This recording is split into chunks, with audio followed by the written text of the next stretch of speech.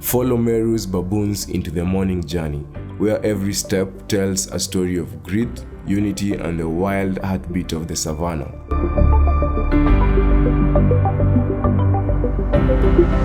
Bathed in the soft glow of sunrise, the troop moves as one.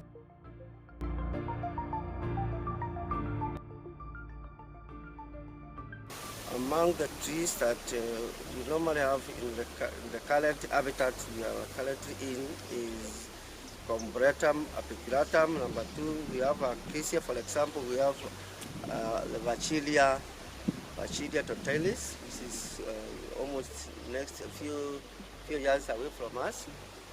The tree is commonly important to the habitat. One, the fruits are edible to most of the herbivores that we normally have in Meru National Park. So if we want to find certain herbivores, it becomes easier for us to find a certain herbivore because they actually look for the fruits of this tree. They are very much nutritious. The other importance of the tree is also nesting. We have several bands, several weavers that nest around the branches. Actually, they become a home of many weaver bands. The other importance is also scent to animals. For example, animals like elephants, giraffes also feed on it, and also they help. The tree also helps in scents. For example, you will find many animals are under the tree because, especially when it is hot, and also maybe when we have a dry period.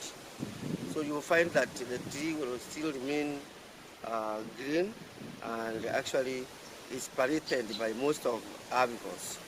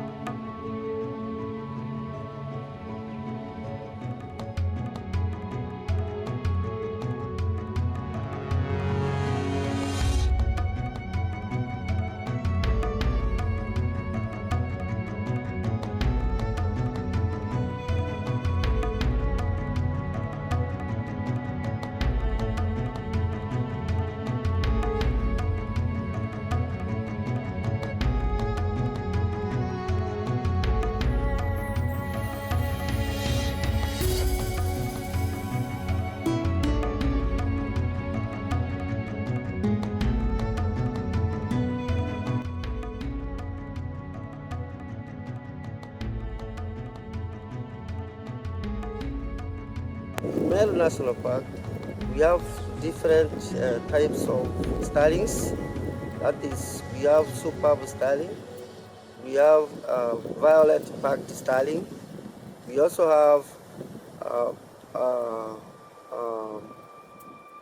several types etc. We have several types of stylings. That is one, we have violet backed styling. We also have superb styling. We also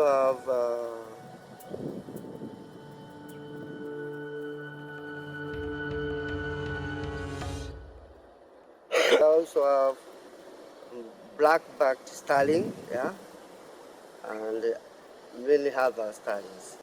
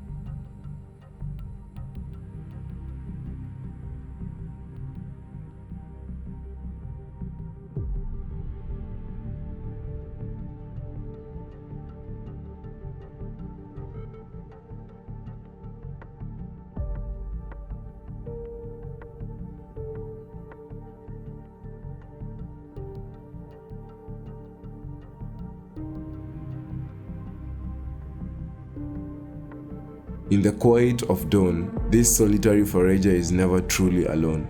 Nearby, its troop chatters echoes.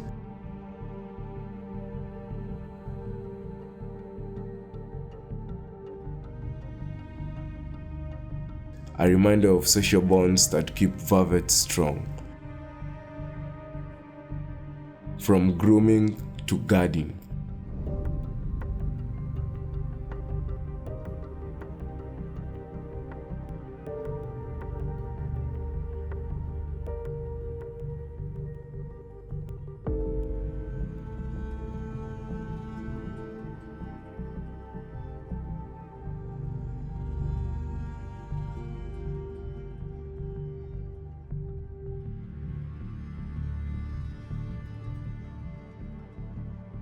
Join this vervet monkey on its moment hunt in Meru National Park, where its fruit tells a story of skill, survival, and the vibrant pulse of the savannah.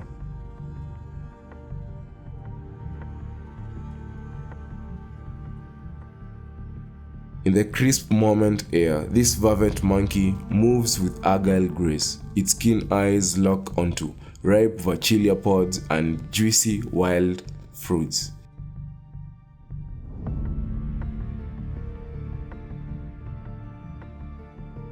Nimble hands plucking nature's breakfast from the thorny embrace of the savannah.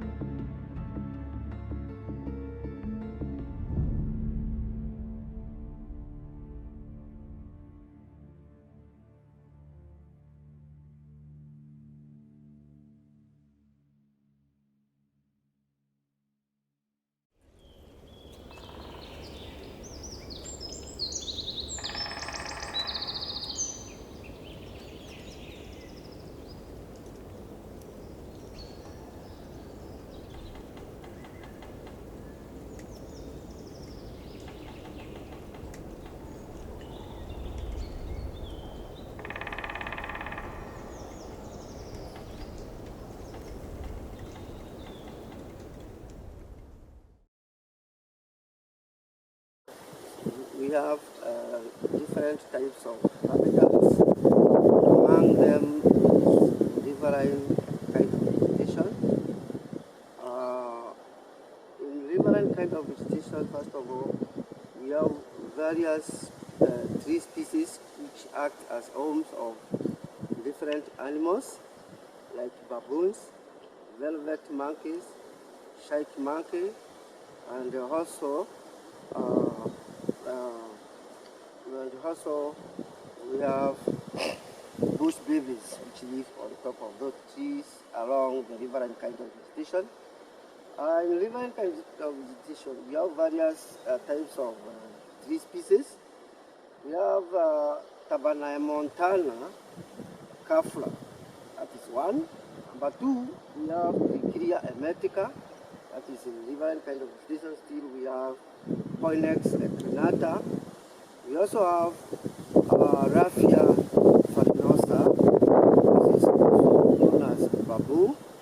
And also we have the ficus species, several ficus species like ficus sycomoras, ficus and also Trichilia emetica along the riverine kind of vegetation. We also have tall acacias or Vachilia sons of Flora, which actually dominate riverine kind of vegetation.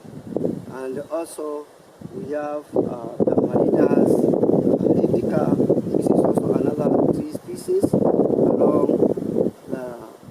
the riverine kind of vegetation. So we have various riverines or rivers within the entire area.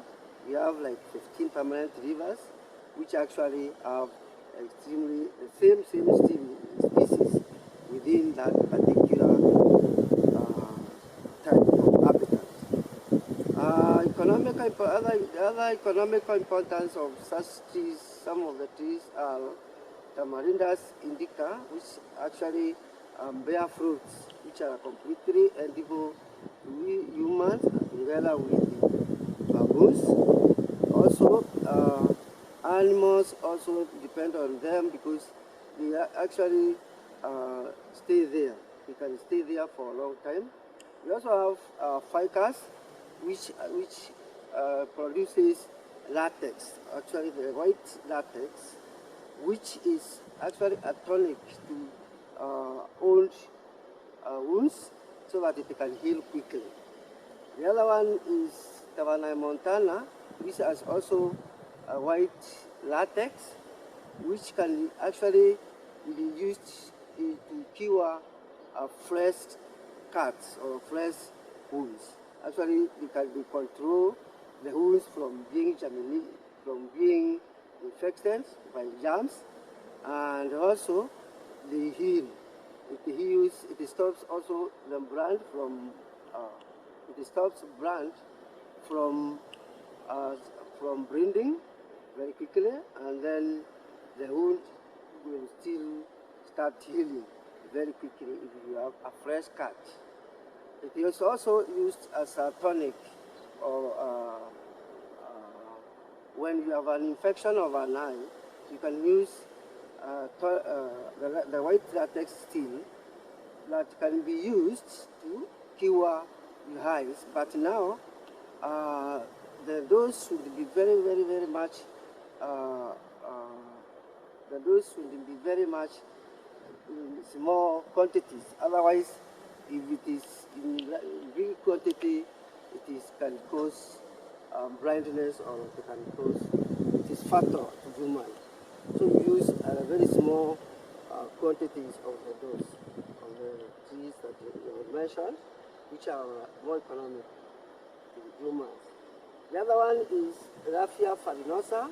People use Raffia farinosa to build their houses, and also you can also use the fruits of those of the same species to decorate your house, the walls of your houses.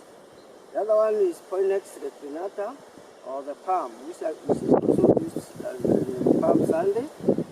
But now you can also use, traditional houses are built, you can use thatch, the traditional houses using Poinex reclinata. That's all.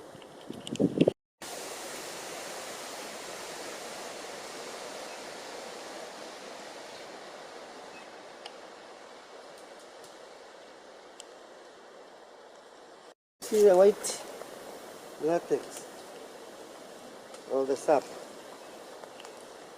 So hii ndio nilikuwa nasema hata nisiongee sasa. Ongea. Hata nikiongea usikie nini. Niambie basi kama unataka. Endelea. Hii white latex ndio unatumia kwa kudili. Hii ukiweka kwa fresh wounds. Kwa fresh wound inatibu kidonda la katu. Tuseme umejikata na kisu ama umejikata na anything, kama ulikuwa unakata nyama. Hii ukiweka kwa kidonda ina stop bleeding, together with ina heal haraka. Alafu ina infection. Hii maziwa ina cure, it kills or it stops the wound from being infected by germs. Remember, that's one of the vernacular name is known as Muere. You want to ask me to include the vernacular? Yes. It's known as Muere. The tree species is also known as Muere, but English name or the scientific name is known as Tavanai montana Kafra.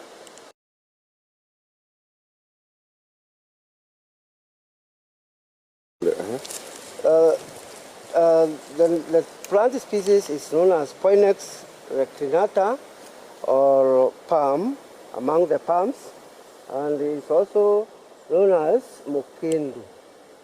People use stems to prepare or to make chairs, and also the people can also use the same species to thatch their traditional houses, right?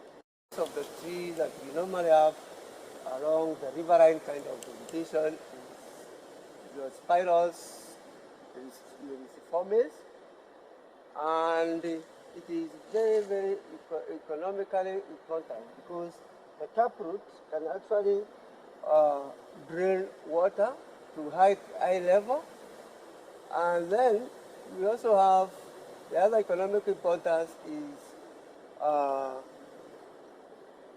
they act as a home of many baboons, bush babies, and also velvet monkeys, together with the shike monkey. Shike monkey will also have them out on top of the trees actually, and also we have other bigger birds like eagles.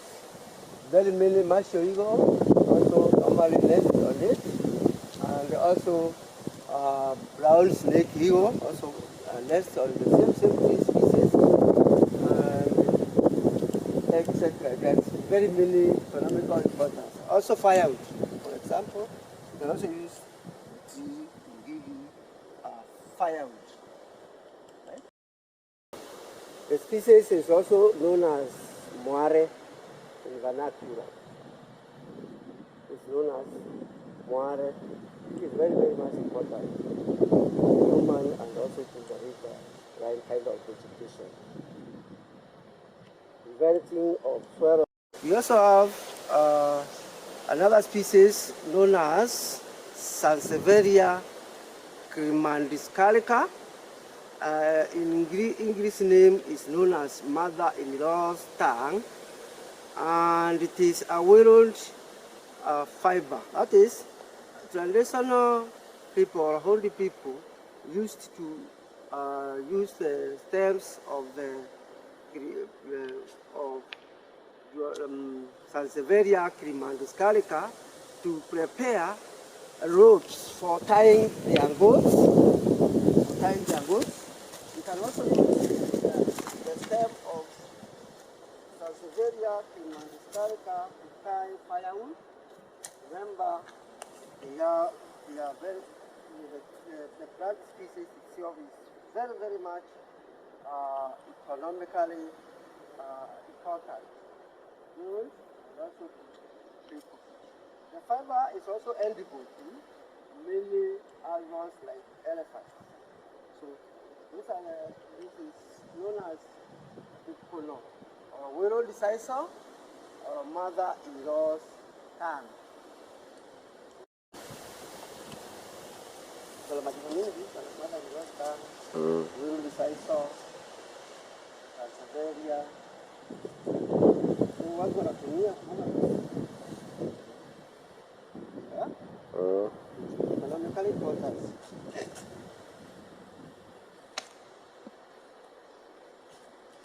Ini benchmark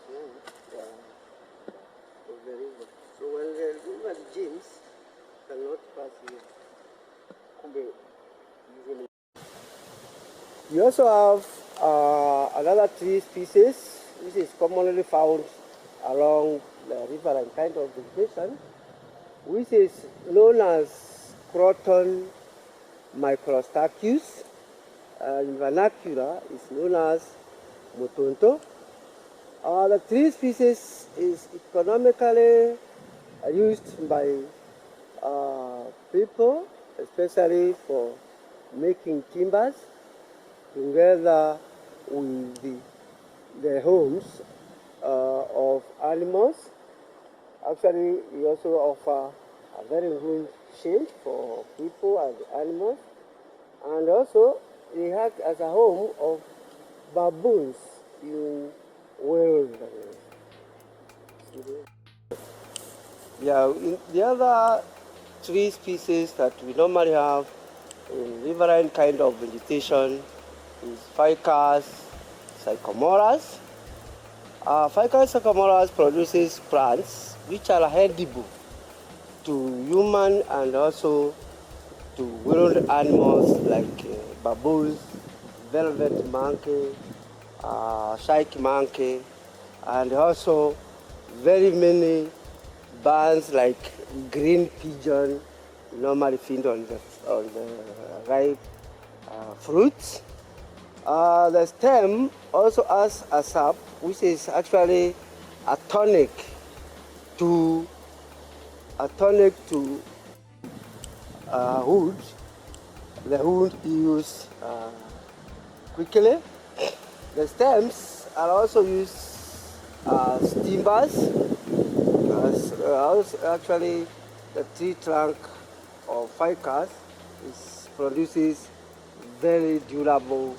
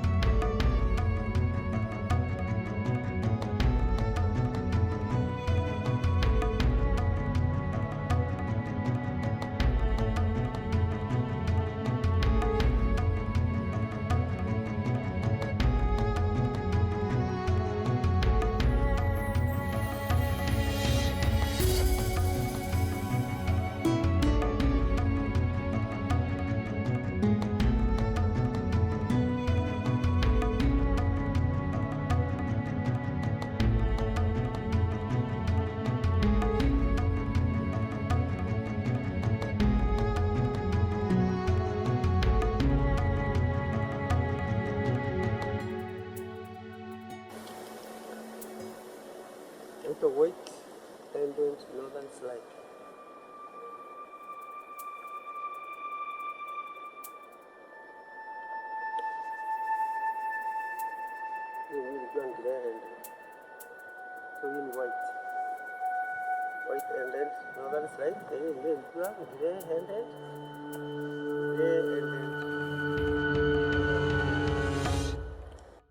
This is a skirt of a spotted hyena. You can see it has some white in it. So this is because of chewing the old bones, and it's actually a good waste manager, especially the carcass of different animals.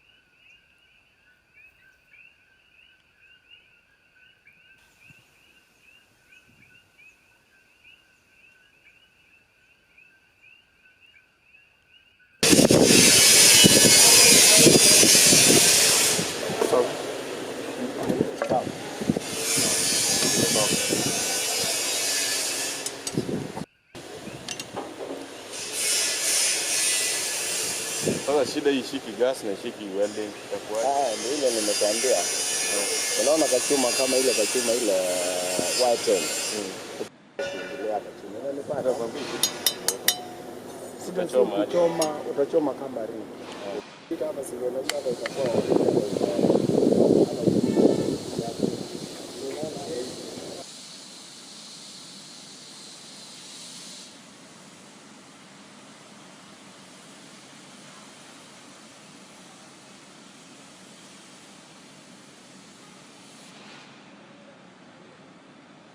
My name is Douglas Mwema, belonging to Meru National Park, workshop technical department. Here is where we service our vehicle, ambayo ina depend iko na so many departments. We have upande wa welding, upande wa wiring, upande wa mechanical department, spray painting and others. Ndio mahali watu naangalia kama ni upande wa servicing, kama service vehicle, servicing parts iko na ni genuine. Kama sio genuine, we have to return it to the supplier. Kama ni genuine, is when we collect from stores, then kufit to the vehicle. Kama ni upande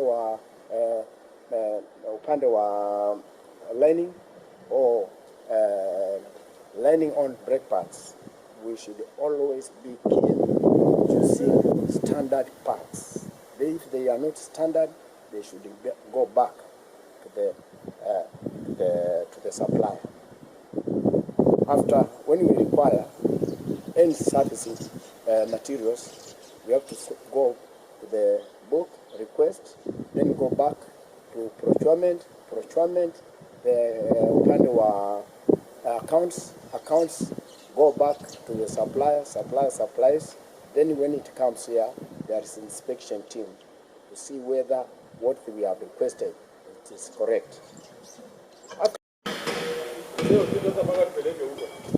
Ngoja kwanza, hii tractor ukiangalia ini upande wa manifold imekatika.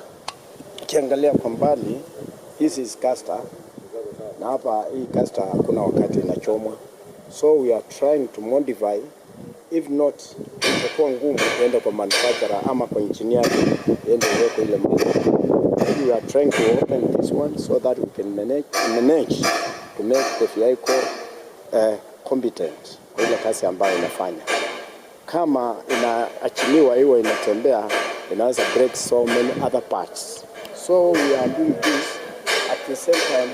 Kama haitakuwa competent, itakuwa kutumia fuel nyingi sana. Kwa hivyo tunataka kufikia standard ya kutengeneza hiyo consumption ya fuel. If it is correct, itakuwa expensive. So, huu ni mtego. Tunatumia mtego kukamata predators, wale wanyama ambao wanakula mifugo ya watu wakati wanatoka nje ndani ya park. Mtego ule tusaidia kumkamata, ukishamkamata unamrudisha ndani ya park pale mahali ambao ni makazi yake. So tunatumia hii kwa kutega fisi, pia tunatumia hii kwa kutega simba na chui na chita ama duma. Kwa mitego kama hii saa hii hapa huko kuja kuangaliwa kurekebishwa. Tuko na mitego 4 hapa Meru National Park ambayo inatusaidia kwa kazi hizo.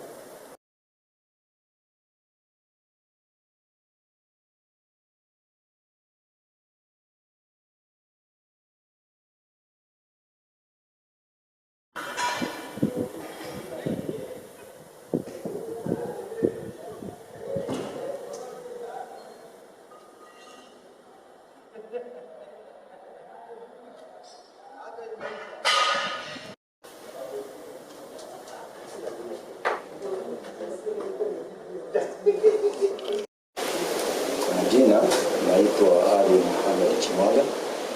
mimi ni community warden, nasimamia kitengo cha CWS kwa Mega National Park. CWS inamaanisha Community Wildlife Service. Hii department tunahusika na wale wanyama ambao wako nje ya national parks ama protected areas. Wakati wanyama wanaenda huko nje, kuna wale wanakuwa problematic ambao wanasumbua wananchi na wanaweza kuua mtu ama kujeruhi mtu ama kukula mifugo ya watu ama kujeruhi mifugo ama kuharibu mimea ama property za wananchi. So wakati wanakuwa problematic, community wanatupigia simu, sisi tunaenda huko kwenda kuwasaidia. Tukifika huko tunafanya ile kitu inaitwa PSC, problematic animal control. Katika hiyo PSC tunaweza enda pale tukutane na mnyama na tuweze kumsukuma ama kumdrive, kumwelekeza sehemu ya park, aingie park, alafu takuwa ni amekuwa salama. Au pengine pia tumdrive tumwelekeze sehemu ambazo hata kuwa hatari kwa watu kwa kusumbua ama kudhuru mifugo ama mimea ama vitu vya binadamu. Mbali na kudrive, tunaweza enda pia tukaweka mtego kama ni wanyama special predators kama simba, chui, fisi, duma. Tuko na mitego. Tunaenda tuna set up hiyo mitego, alafu mnyama tunamwekea chambo, atapata kuingia na tumshike, tuweze kumtranslocate, tumpeleke mahali ambapo anahitajika, either national park ama ni conservancy ama mahali ambapo ni salama. Pia katika mambo PSC ama pollution control tunaweza kutumia darting. Tuko na wenzetu wa department ya veterinary, wao ni wataalamu, tunaenda na wao, wanadunga sindano kutumia bunduki yao special, alafu wanyama wanapata kusinzia, tunawakamata, tunatia kwa mtego, tunatia kwa cage, tunawapeleka sehemu ambayo wanahitajika. Mbali na hiyo department hii yetu tunakuwa na mambo ya community awareness. Community awareness tunaenda tunafanya mikutano na watu, tunaelezea umuhimu wa kuhifadhi wanyama pori na vile ambavyo tutashirikiana wao ili tupate kufanikiwa mambo yetu ya kuhifadhi wanyama wa pori. Wanyama pia problematic wakiwa kule wanaweza kuua mtu ama kujeruhi mtu ama kuharibu mali ama kuharibu mifugo. Wakati matukio kama yametokea, sisi pia ni kazi yetu kwenda kufanya verification, kwa ajili ya watu kupata fidia. Verification tunaenda kuhakikisha tunaona kweli mtu ameoana mnyama wa pori, tunahakikisha tunachukua hizo details za huyo mtu, tunakuja kuweka kwa vitabu vyetu vya kumbukumbu ambao ni OBIS, alafu huyo mtu atakuchaguliza form aweze kufidiwa. Vile vile kama ni mmea ama kama ni mfugo umekuliwa, tunaenda kwa hiyo verification, tunahakikisha. Kwa hiyo kile kitu tunakuja kujaza hapa ni kitu tumehakikisha, na mtu akija kujaza form ya kufidiwa, hiyo ni form ambayo tumehakikisha huyo mtu anafaa kulipwa ama kufidiwa. Hiyo pia ni kazi yetu ambazo ndio core business zetu ambazo tuko nazo hapa CWS. Bali na hayo tuko na database. Kwa ofisi kama hivi tunaweka hiyo information. Lazima tuzihifadhi information, tuzitumie kwa wakati huu na wakati unaokuja. So database kuna pia ofisi ambao kazi yao ni kuhifadhi hizo information na kuzihifadhi kwa sababu ya kesho ama kesho kutwa hizo information zitahitajika. Mambo ya compensation, tulikuwa na mambo yanayohusiana na CWCCC ambayo tukishachukua hizo compensation baada ya kujaza form, kuna sehemu tukutoa inapitia form kama kwa chief inasainiwa. Kama ni mambo ya kifo tutahitaji postmortem report, daktari ataenda kusaini kwa hiyo form. Ziko sehemu kwa hiyo form ambazo lazima zijazwe vilivyo ndio mtu apate kufidiwa. So sasa hii Meru hapa tuko na process mbili, moja ni ya CWCC process na nyingine inaitwa digital compensation process. Hii digital compensation process ni mpya, ilianza last year as from June. Ilianza hii na ika-replace ile ya zamani upande wa Meru County. Upande wa Isiolo ambao sisi pia tukiwa hapa Meru National Park tunafanya kazi kusaidiana na Isiolo na Meru pia tunasaidiana na Meru station. Kwa hiyo CWS tukipata information ya Isiolo tunapeleka Isiolo station, tukipata information ya Meru station tunapeleka Meru station. Kwa hiyo compensation ya CWCC imekuwa na changamoto kwa sababu tulikuwa zinaangaliwa na malipo yanachukua muda mrefu kulipwa. Kwa hiyo serikali kaonela sasa ilete digital compensation process ambayo itakuwa watu watafidiwa kwa haraka na pia information itakuwa inasonga mbele kwa haraka, kwa sababu unakuta ile ya zamani ilikuwa fomu inaweza kaa miaka miwili mitatu haijakaliwa, kwa hiyo bado inakaa mahali pamoja. Lakini sasa hii tukienda kufanya verification, tukimaliza niko na computer hapa, tunaweza computer information inapatikana kule mbele. Kwa hivyo information inaenda haraka na inakuwa sasa ni rahisi mtu kufidiwa kwa njia haraka. Hii system ambayo digital compensation process ilianzishwa mwaka jana June na ilihusisha county sita, Meru County ikiwa moja wao. Kwa hiyo tumeifanya hapa na nimeiona imesaidia kwa sababu upande wa kulipa imelipa haraka. Ingawa malalamiko kwa community lazima atakweko, kwa sababu kitu kipya kikianza mpaka inakuwa na malalamiko na lazima kirekebisho. So far mimi kama community nimefurahia kwa sababu nimeona tumelipa haraka. Malalamiko wamesema pesa ni kidogo, lakini still iko nafasi ya kuweza kufanya improvement katika hii system ambayo sasa inatumika. Kwa hivyo department yangu iko na challenges nyingi. Kwanza area ile na cover ni kubwa. Unapata nikiwa hapa Meru National Park nasaidia na hapo Isiolo sub county ya Garbatula. Garbatula ni kubwa, ina cover Garbatula yenyewe, Malkadaka, Isericho, Saburu, nenda mpaka hii sehemu za Sericho, sehemu za Badana, ambao kuanzia hapa almost 200 kilometers kutoka hapa. Response yangu kufika huko inataka planning, mpaka nifanye planning, nitafute mafuta kutosha, nitafute facilitation ndio nifike huko. So most of the time utapata cases za mbali kama hizo, I take time to respond. Alafu pia hapa niko na gari moja ambayo gari moja inakava dunia kubwa. Upande wa Meru nina cover Igembe North sub county, Igembe South sub county, Igembe Central sub county. Hizo zikiwa ni 3. Lakini Igembe North ilikanywa mara 2, sehemu ambayo iko karibu na park ikaitwa Mtwati sub county, na Igembe Central ikanywa mara 2, ile sehemu ambayo inapakana na park ikaitwa Kiengo sub county. So hiyo area ni kubwa pia ambao inanichukua muda kitambo nifike huko, utapata madhara yamefanyika na nimechelewa kidogo.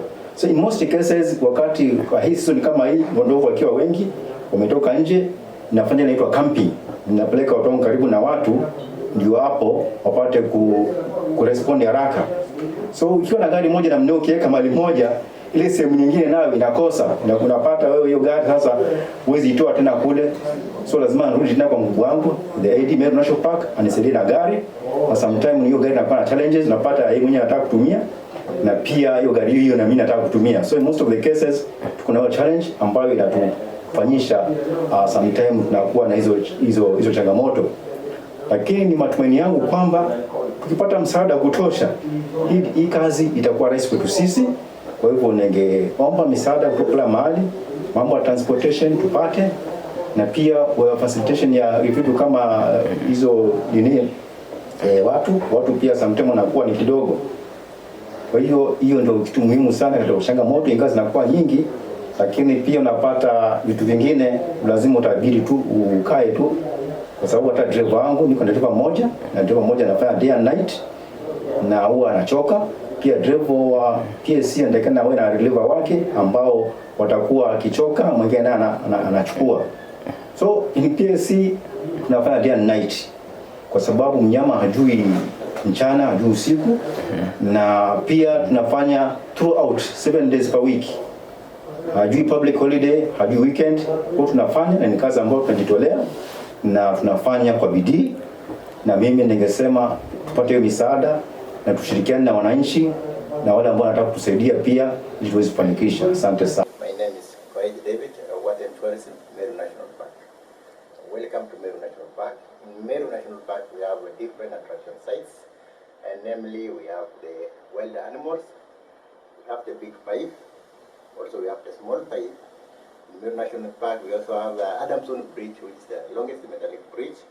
We are lucky to cuts our park into two, in the northern and the southern hemisphere. We also have the famous Elsa's grave. In Meru National Park we also have the landscape itself is tourism attractions. We have over 400 species of birds. Also we offer accommodations. We have Meru guest house, Meru pandas, Kina guest house, and Riverine pandas. We also have sports special and public campsites. In Meru National Park we have one hotel inside the park, which is Elsa's Lodge. But adjacent to the park we have the Rhino River Camp and the Equator Lodge, which also provide accommodation for our visitors. Yeah. In Meru National Park we have major 3 entry points. We have Mureraket, we have for those guests who opt to fly in, we have Kina airstrip. Also we have Uraket. In Uraket also the famous Ura festival, which mostly the Tharaka community comes to showcase their cultural activities, and we usually use that opportunity to engage the community, tell them about the importance of wildlife, consistent with wildlife, wildlife education. Also we give them, or we thought we advertise our park, telling them the attraction site, the unique sites of the park.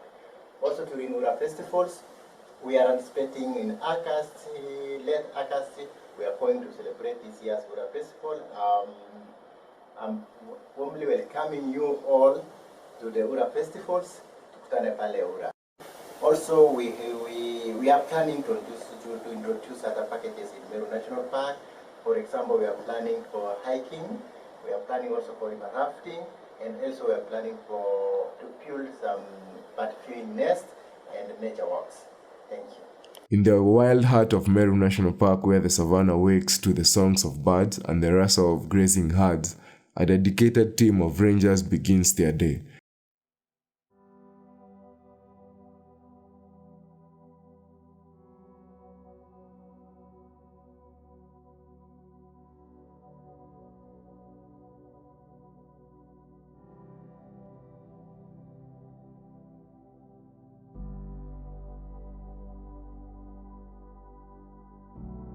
Before the rising sun, they set out on patrol, guardians of one of Kenya's most pristine wildernesses.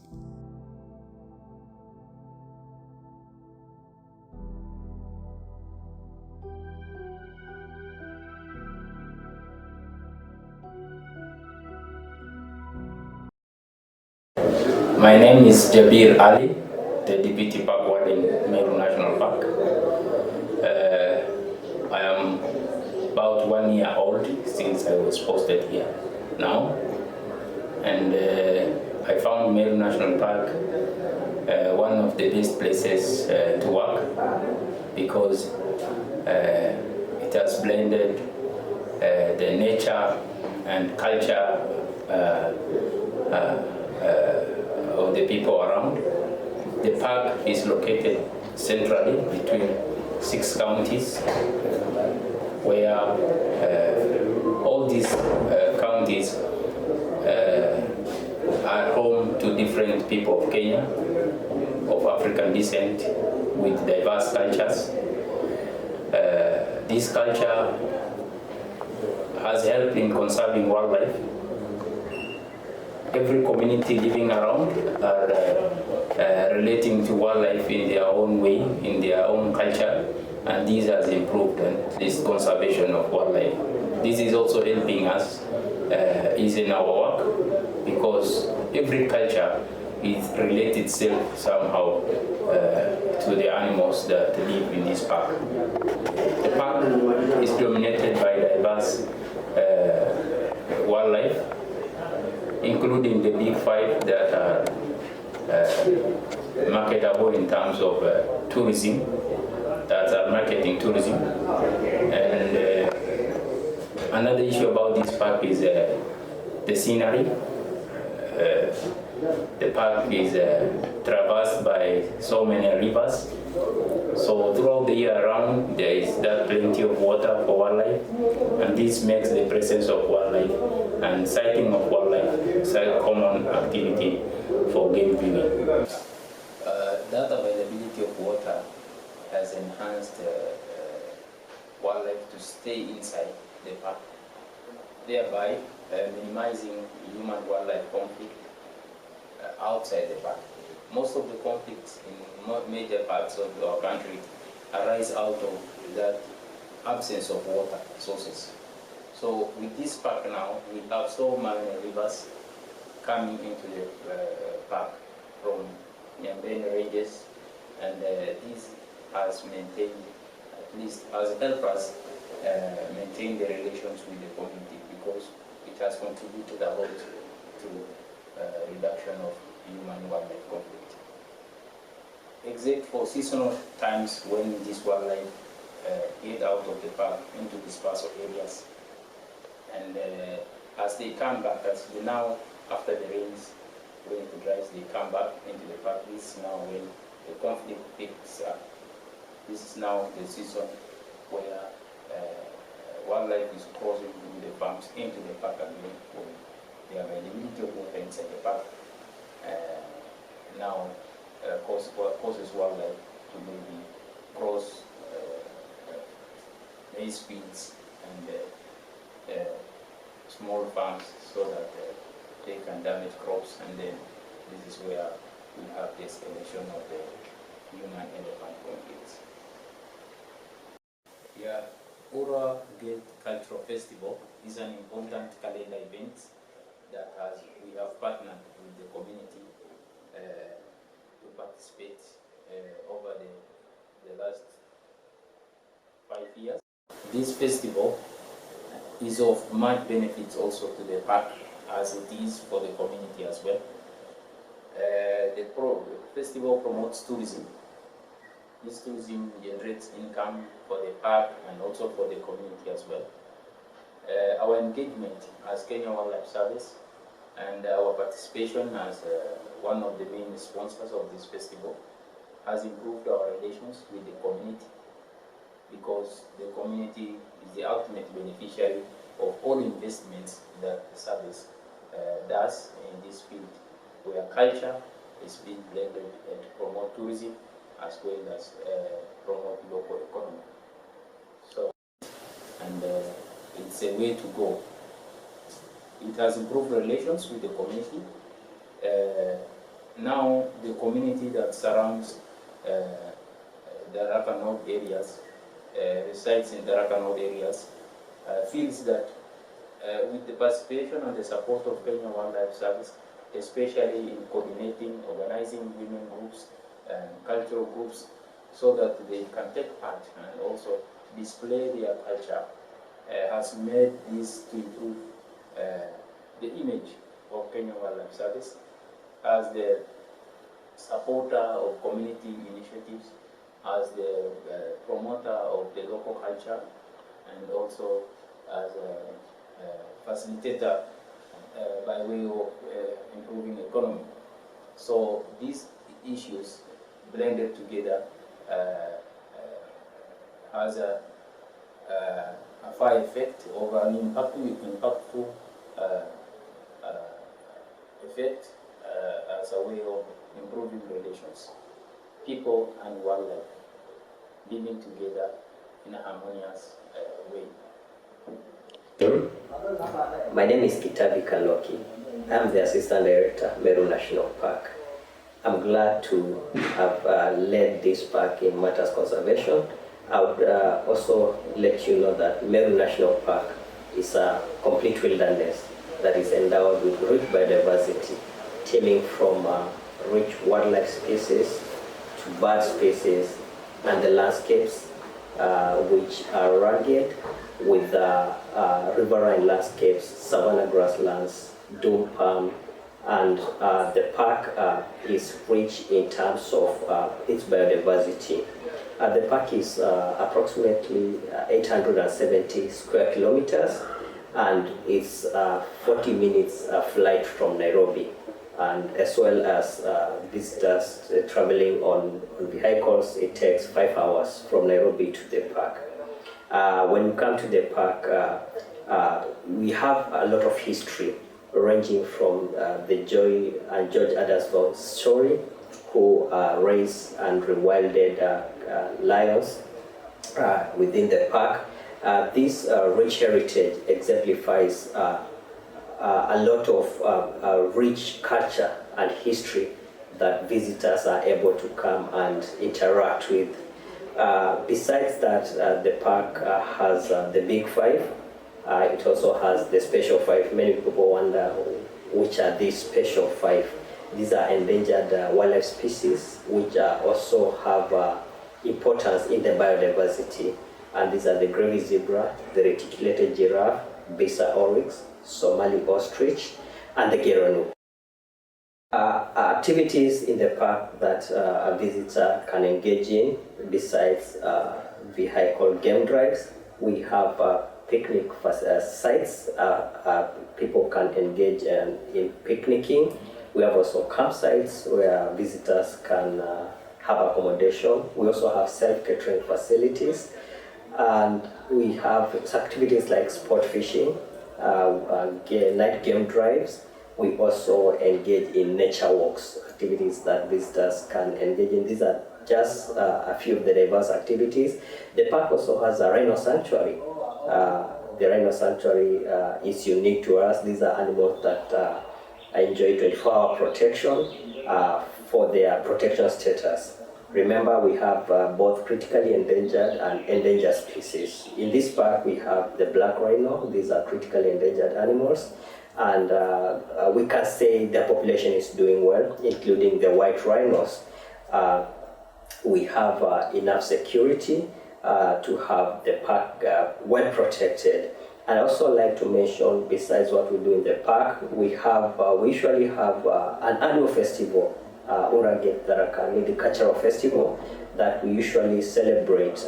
Meru National Park plays part in bringing together communities from the riparian groups. This is for the purposes of diversity. And in this cultural festival, which started way back in 2015, we are able to see a lot of cultural experiences from people displaying and showcasing the cultural beauty, the indigenous foods, and their cultural diversity. And this, together with conservation, we are able to interact and bring awareness to these communities. Every other time we have these festivals where we've had the park bordering the park. Remember, the cultural festival just happens just across the park near Ura Gate, and we have communities that would like them to understand the value of this park to the community at large. Besides providing ecosystem values, we also want to engage the community to know their voices that we get here and there, including poaching for bushmeat, that through the cultural festivals we are able to reach out to a bigger crowd, and we are able to have a discussion around the table, and people are able to understand why we have the park where it is. I would also like to mention that for this cultural festival to be as diverse as to endeavor it to be, as Meru National Park, we support bringing alongside about 7 communities. We have the Monyuyaya from the Tana River County. We have the Borana community from Garbatula Sub-County, that is in Isiolo County. We also have the Kamba community from Kitui County, Mungi North Sub-County. We have Lagishu Sub-County, where we get also the community of the Tharaka from across Kitui County, and a Meru community. These are communities that border the park. Aside of the number of cultural groups that gather together by Tharaka County itself, this helps that interaction and bringing about the issue of coexistence. Remember, Flora National Park is not far from here. We usually are glad to mention Kora when we are bringing about the cultural history and the heritage that was left by George and Joy Adamson. Remember, the lioness, Elsa the lioness, was hand raised by George and Joy, and in 5 years it was wilded into the park. George Adamson relished staying and living in Kora National Park.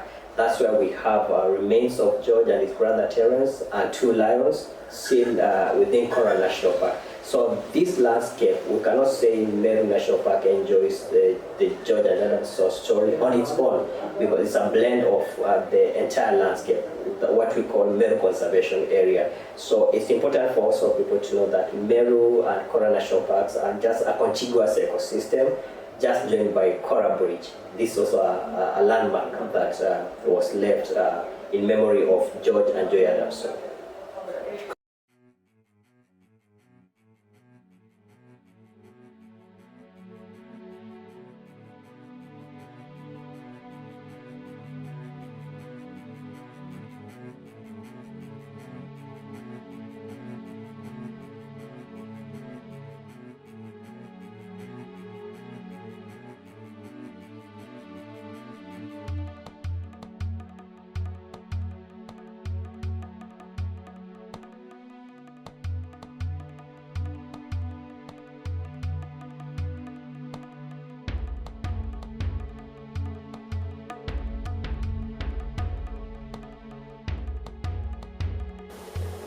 Jambo, my name is Paris. I'm a bank attendant at Murera Cottages. Yeah, here at Murera now I'm in one of the units. With this unit, it's worth by 4,000 a night, and it can accommodate 3 people. As you can see, we have 2 beds. Yeah, we have also a bathroom. Yeah, you can take your shower here. We have a bathroom, a toilet. Yeah, and also we have a kitchen where you can prepare your meals.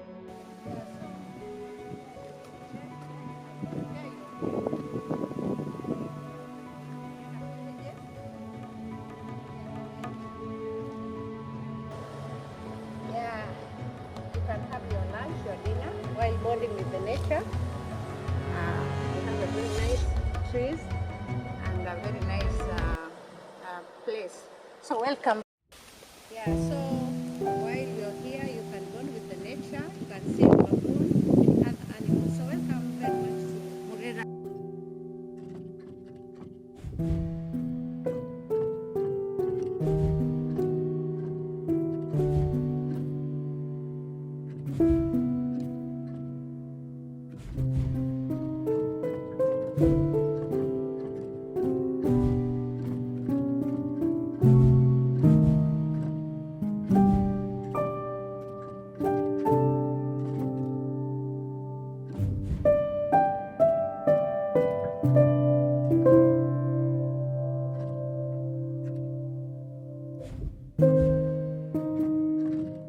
Sawa.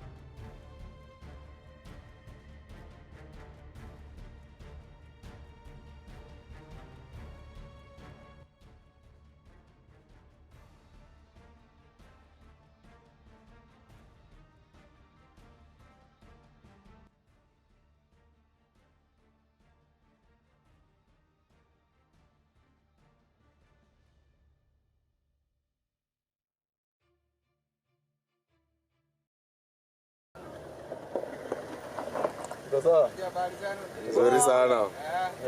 Hata mziki wapi? Tuko dili.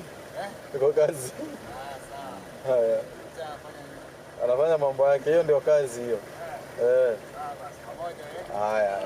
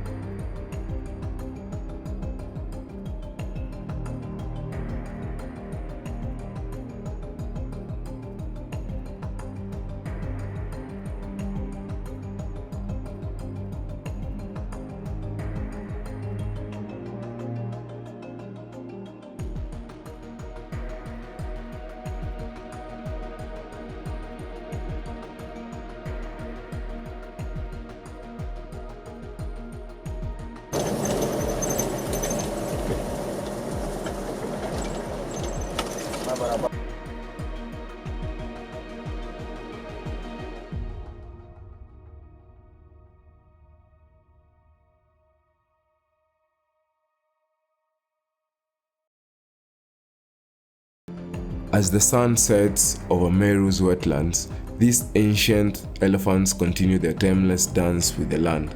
Each plant they pluck, each step they take, weaves them deeper into the fabric of this wild place.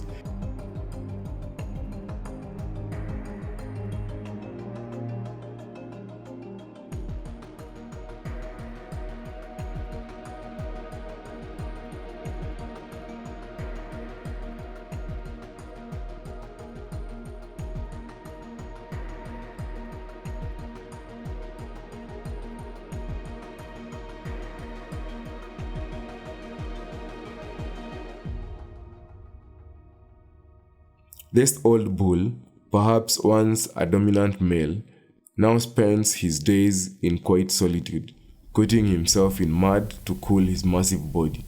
His presence is a reminder of resilience, but also a fragility.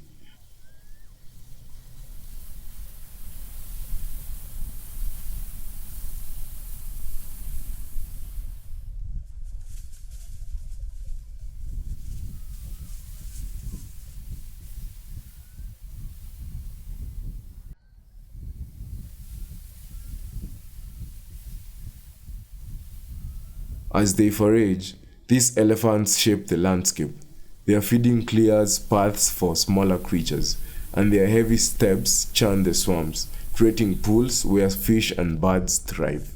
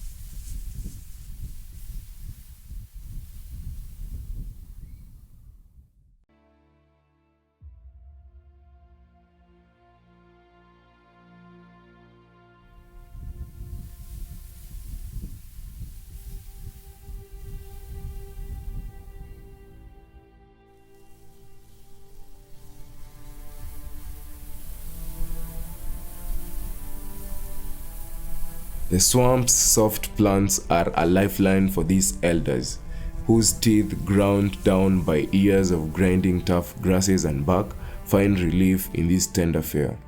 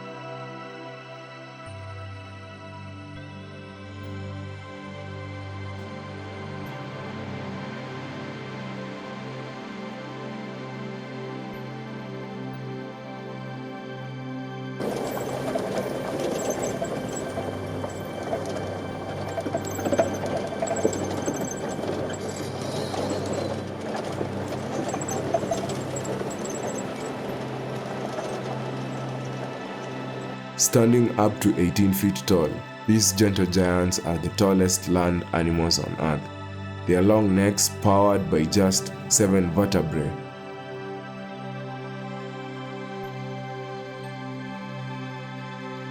The same amount a human being has allows them to browse high in the treetops, feasting on acacia leaves for up to 20 hours a day.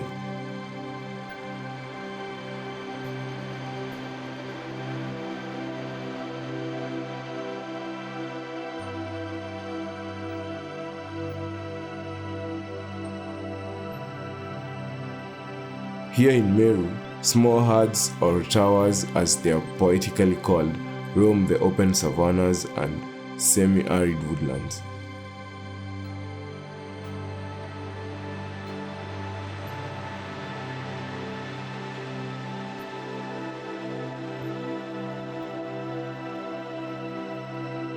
Their coats are mosaic of deep orange-brown polygons framed by crisp white lines, blend seamlessly with the dappled light of acacia woodlands and landscape. No two patterns are ever the same, a fingerprint of the wild.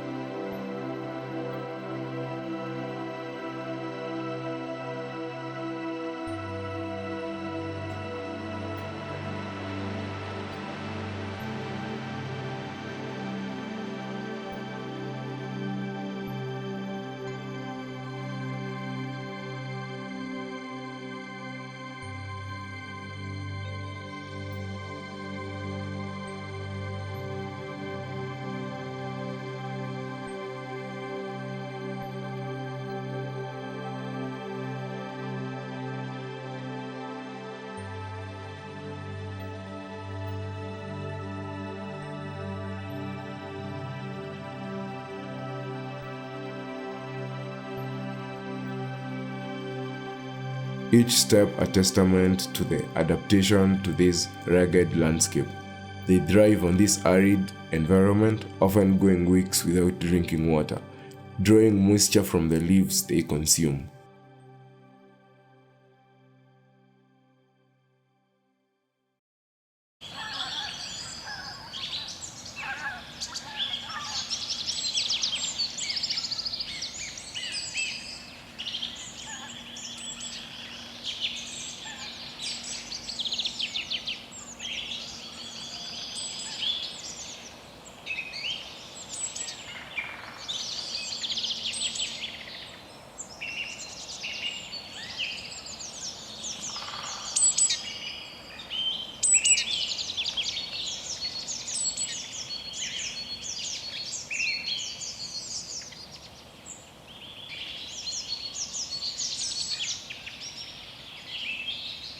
As the sun sinks over Meru, the brown snake eagle rises once more, a guardian of the skies.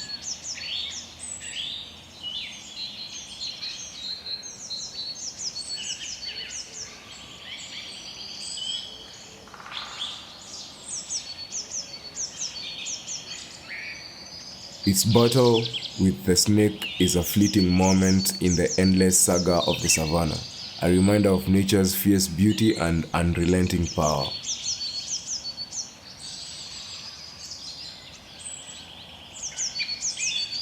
The brown snake eagle, a master of the hunt, is built for this moment, with a wingspan stretching nearly 6 feet and talons like carved daggers. It's a specialist in one of nature's most dangerous games.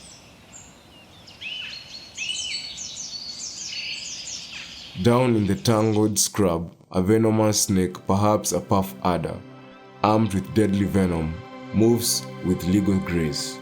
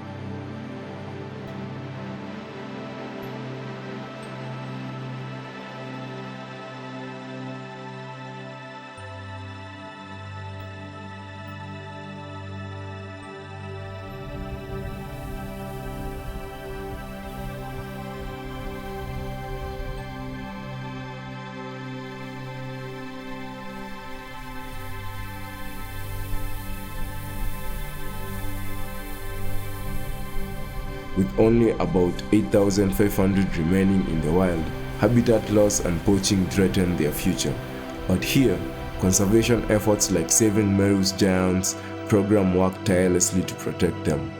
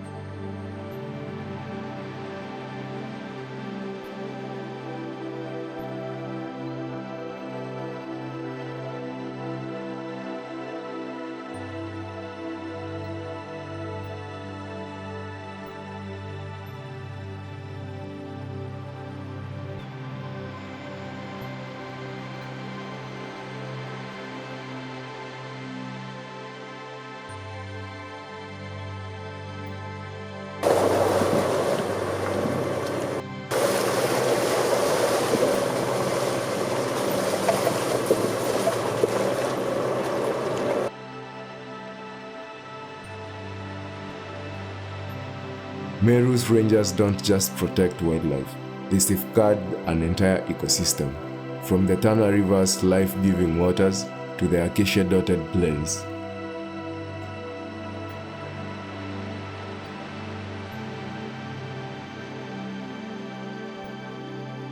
Every step they take ensures that species like the endangered gray zebra and the elusive leopard can thrive.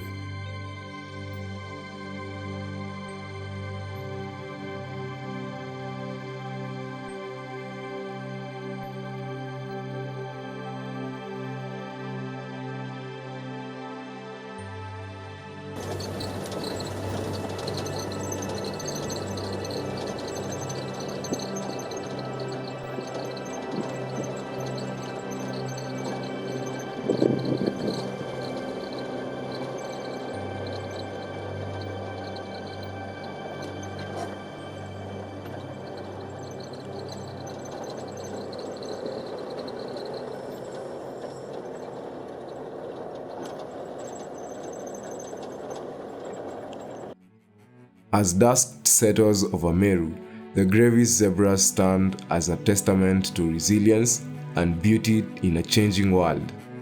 Their stripes tell a story of survival etched into the heart of this wild landscape.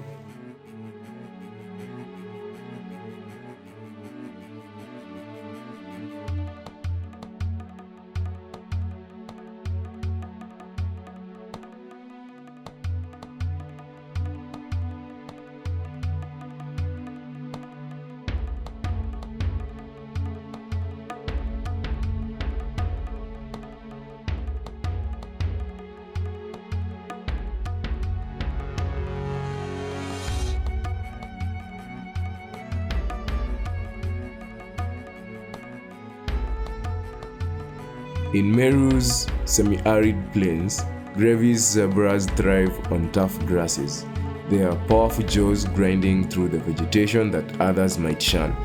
They are wanderers, often traveling long distances to find water and forage. Guided by an uncanny sense of landscape, some even dig dry riverbeds with their hooves, uncovering hidden springs to quench their thirst.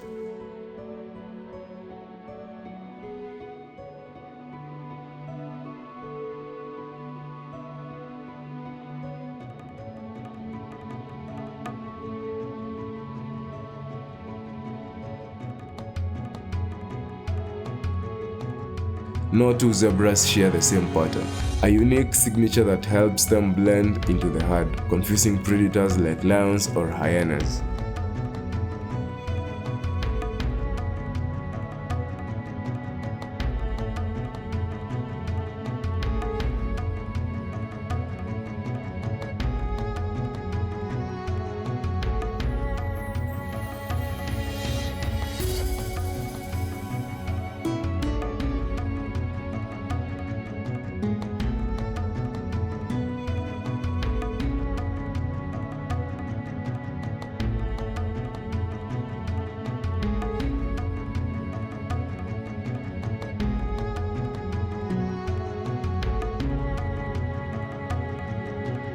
The waterbuck, with its shaggy and reddish-brown coat and distinctive white ring around its rump, is a creature of both strength and elegance. Waterbucks are rarely far from water. In Meru, they are a common sight, their presence tied to the park's life-giving waters by the Tana and Rojewero rivers.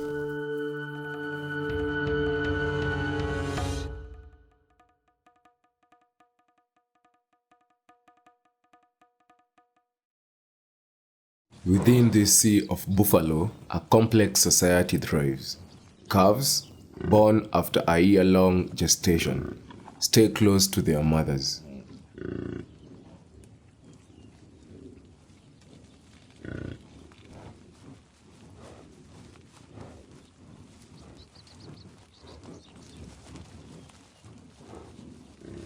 The nickname, the gangsters of the savannah. In Meru, their numbers are a shield but also a target.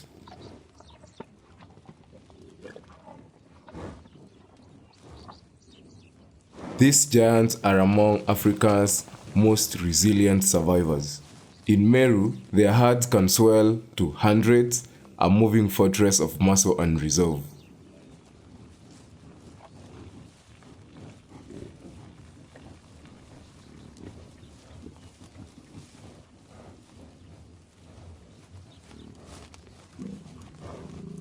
Few predators dare challenge a buffalo herd. When threatened, they close ranks, forming a wall of horns that can repel even the boldest lion pride.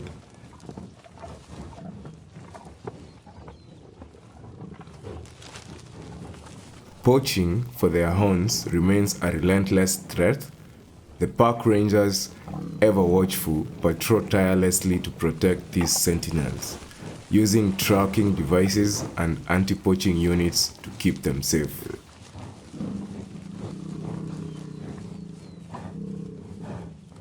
As dusk paints Meru's skies in hues of fire, the impalas continue their timeless journey, their grace a living poem written on the savannah.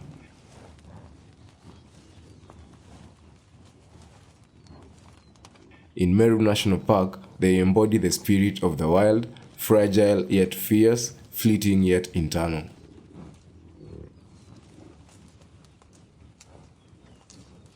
But their survival is not guaranteed. As prey for lions, cheetahs, and hyenas, they live on a razor's edge. The park's rangers, ever vigilant, patrol these plains to protect the herds, ensuring they remain a cornerstone of this ecosystem.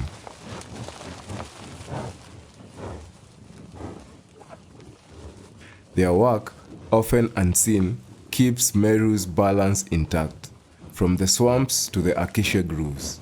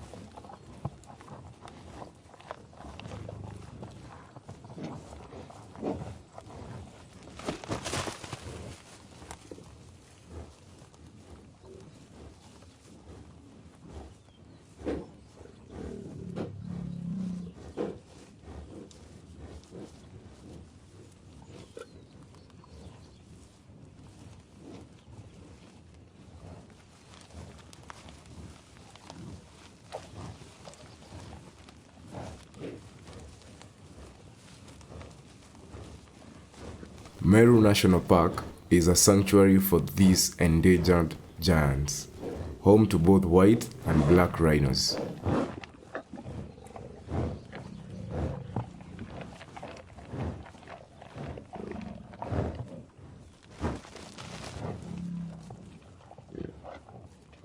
They graze on the lush grasses near swamps and rivers, shaping the landscape with every step. Their presence supports a web of life, from the birds that feed on ticks on the heights to the plants that thrives in their wake.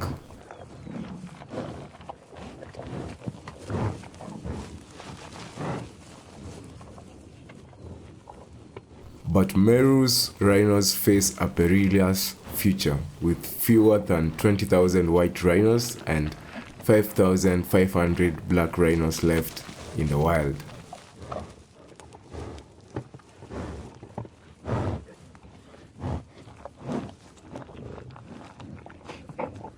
In this quiet moment, the rhinos' trust in each other is palpable, whether a mother and calf or two companions.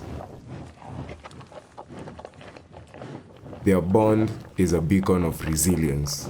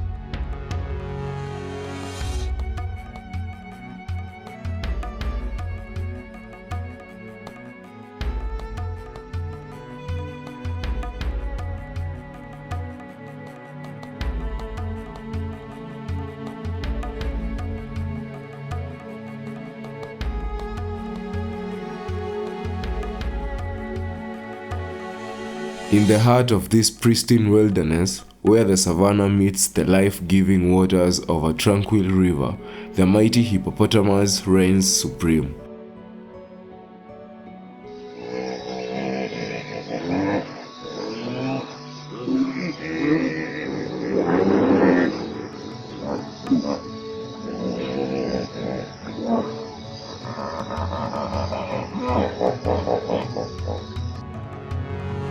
Gaze upon these gentle giants, half submerged, their massive forms glistening under the African sun.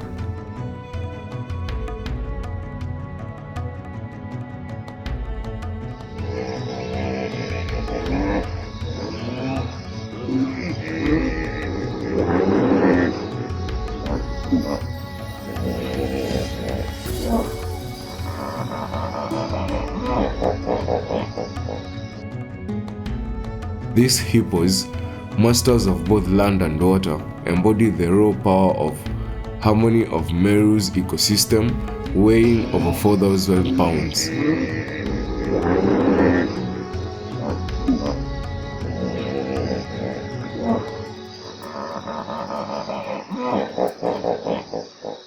They spend their days cooling off in these waters, their eyes and nostrils just above the surface, ever watchful. Look closely.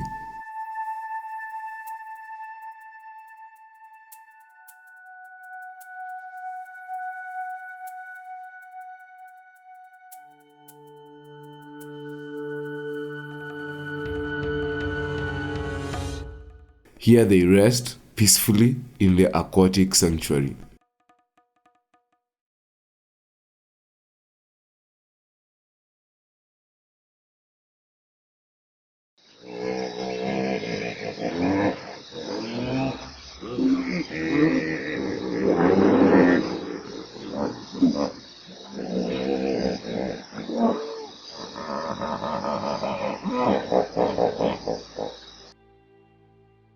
This river, a lifeline in the heart of Meru, is more than a home for these hippos. It's a stage for life itself.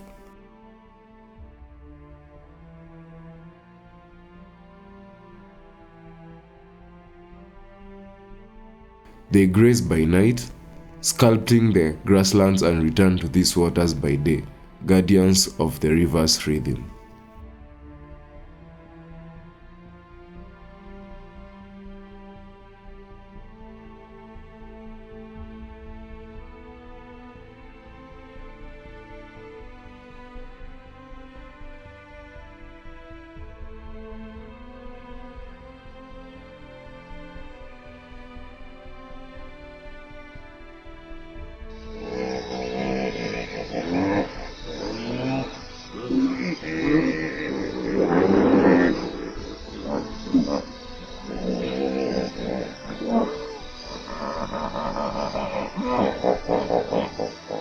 The hippo before you are not just animals, they are architects of this ecosystem.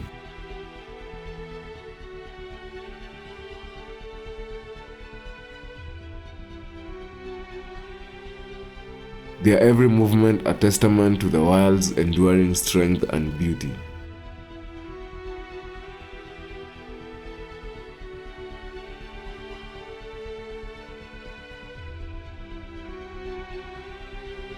Take a moment to breathe in this stillness, this snapshot of life untamed.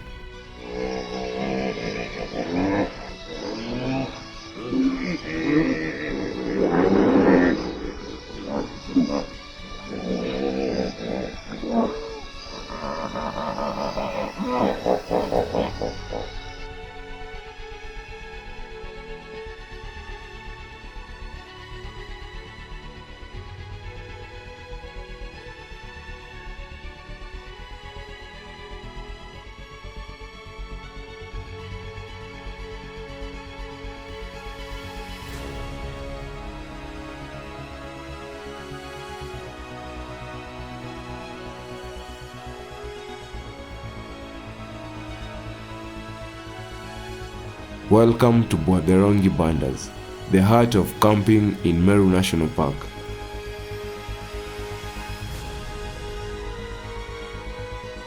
Nestled along the banks of Boderongi River, this campsite is a public campsite that is 22 kilometers from Morera Gate.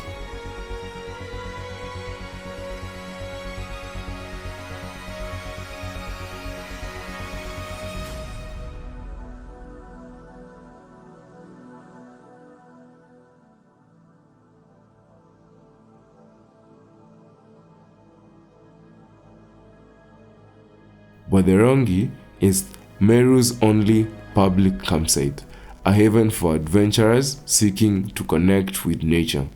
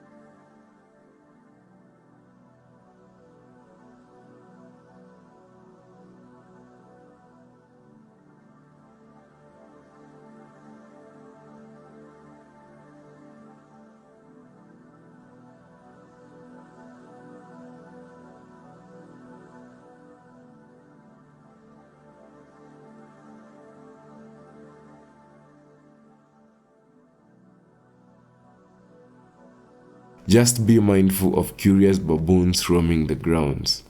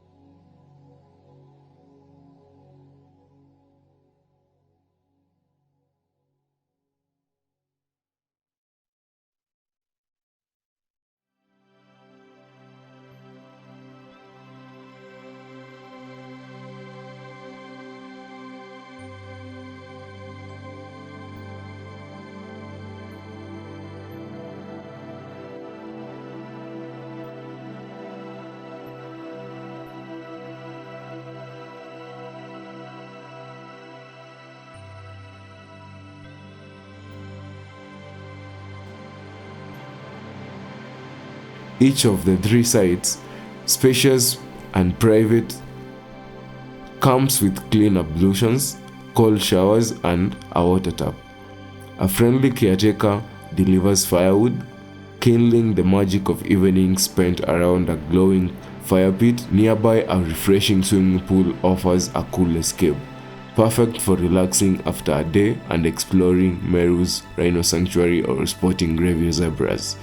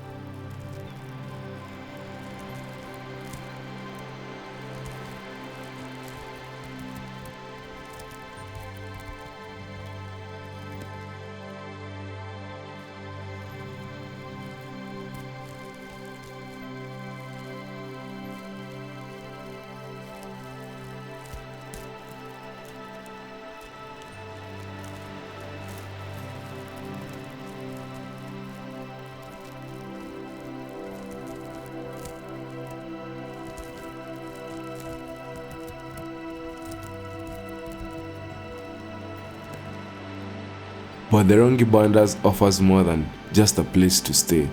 It's a gateway into Meru's soul. Wake up to a chatter of over 400 bird species, embark on game drives to spot elephants or cheetahs, or visit the nearby Uragate to immerse in Tharaka culture. With rates affordable per night, there is an ecotourism at its finest, blending affordability with the raw beauty of Kenya's wilderness.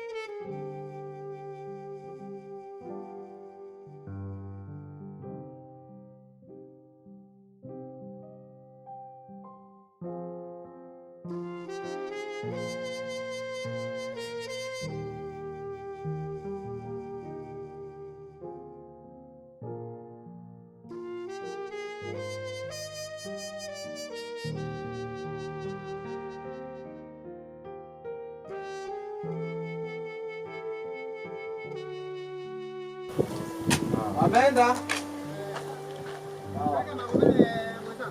Kumbe nilipeleka katika hii.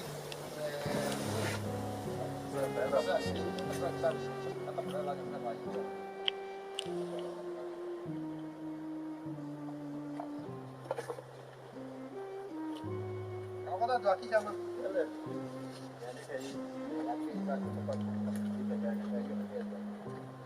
Kwa sawa bwana.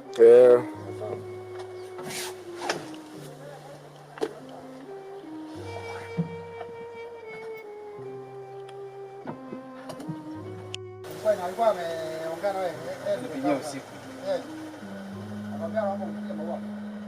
Bakia lita nimezaa kiende. Lita na nyingine iko na watu.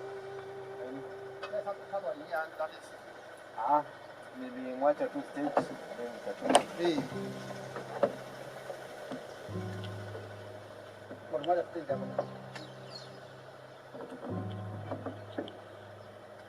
Kitu si ni uongo hii ya recruitment hii.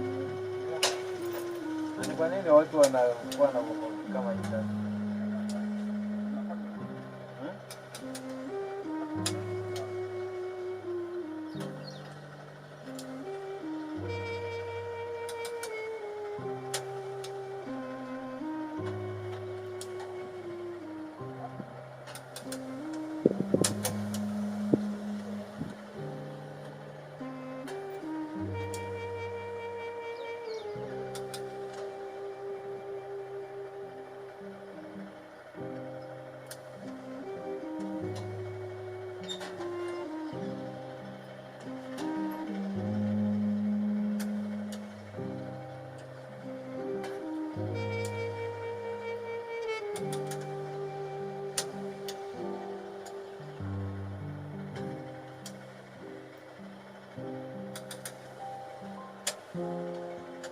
Unachika moto unaweza kugusa pale ama.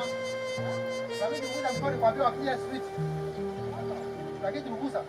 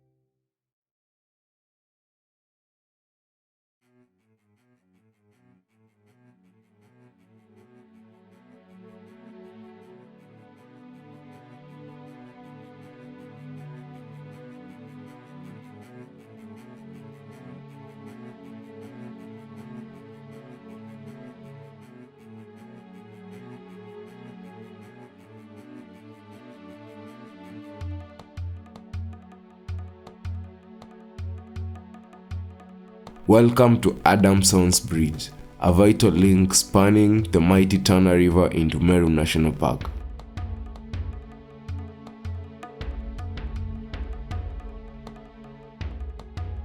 This steel structure, built between 1986 and 1990, connects the untamed wilderness of Meru with Flora National Park, a gateway into the land of immortalized in Born Free.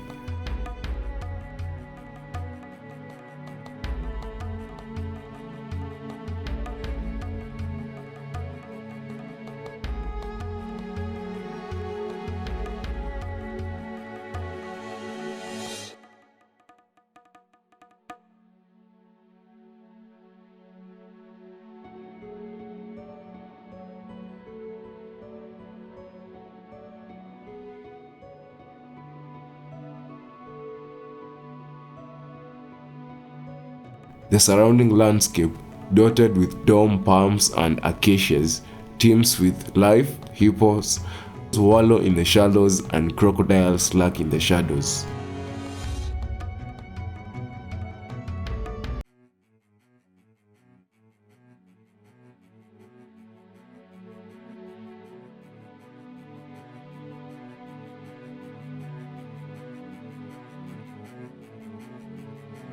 Adamson's Bridge is more than a crossing, it's a symbol of connection. It links Meru's thriving rhino sanctuary and the elephant herds of Flora's pristine wilderness, where George Adamson once rehabilitated lions at Kambi ya Simba. From here, visitors can visit Elsa's grave.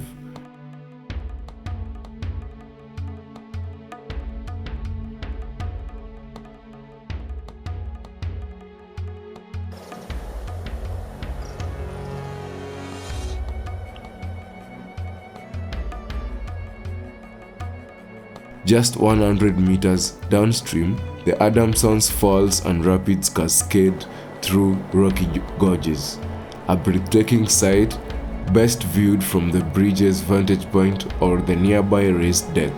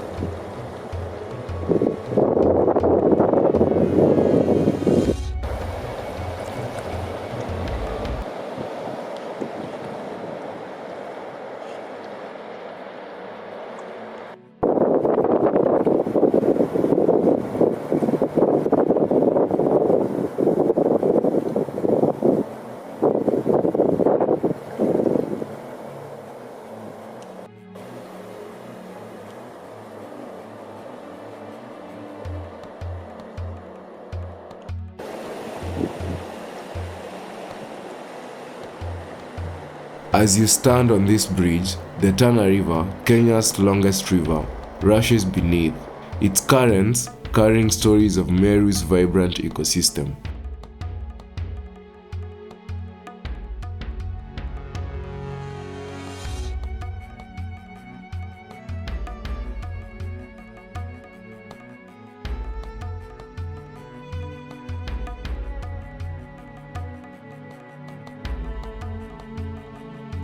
The bridge invites you to step into their story, where each creak of its steel whispers of adventure.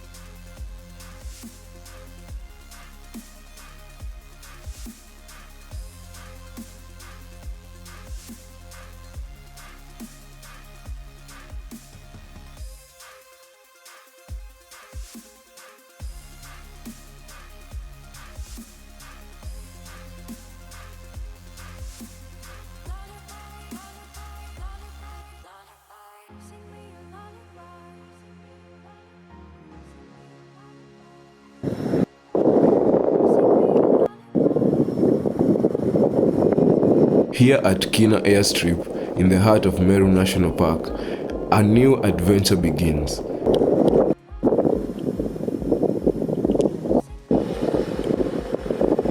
The airstrip is a gateway to the wild, where stories of Elsa the lioness and the legacy of Born Free still echo.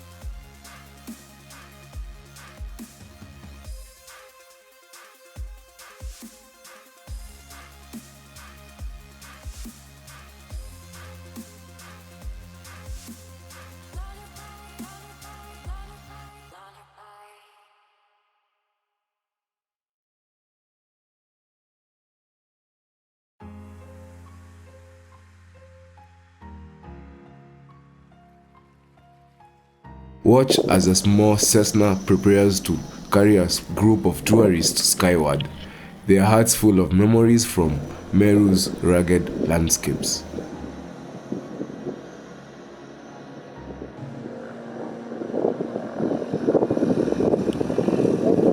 This simple gravel runway, just a 45 minutes drive from the luxurious Elsa's Cobje Lodge, connects visitors to the wonders of Meru.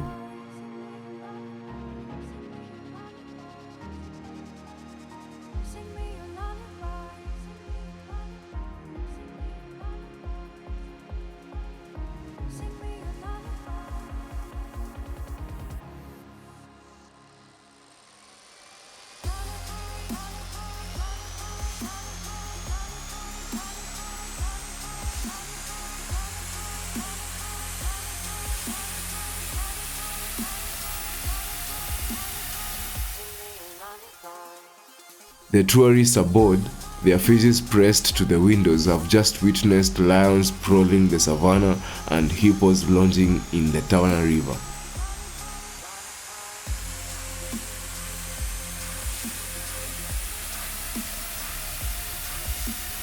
The engine roars to life, stirring the dust of Kina airstrip, one of Meru's key lifelines for explorers. Now they are ready to soar. This is no ordinary departure. It's a farewell to a wilderness that feels like a secret kept by nature.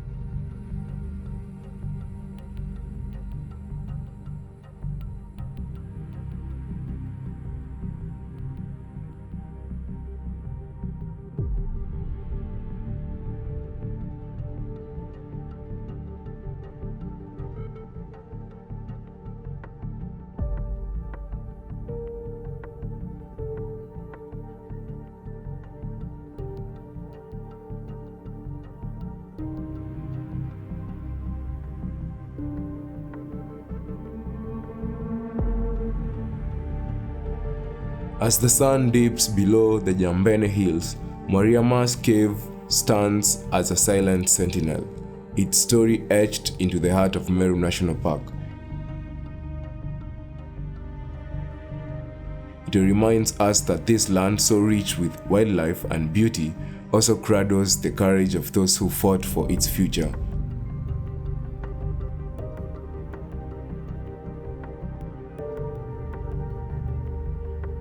This is Mariama Cave, where Mau free fighters used to come to hide themselves inside here. They were using this bushland so that they could narrow in to the cave from another small hill here known as Elsa or Mugongo.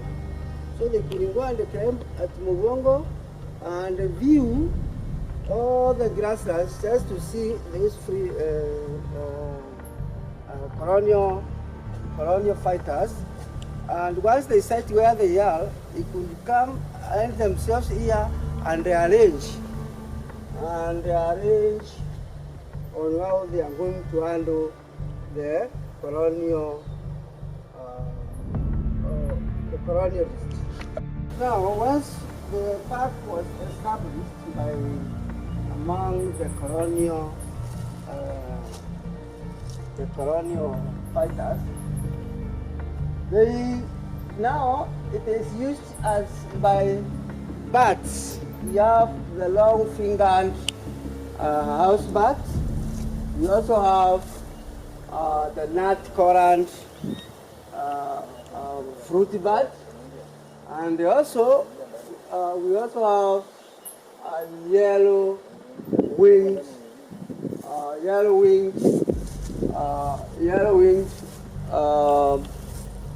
bat, where they normally come and hide themselves.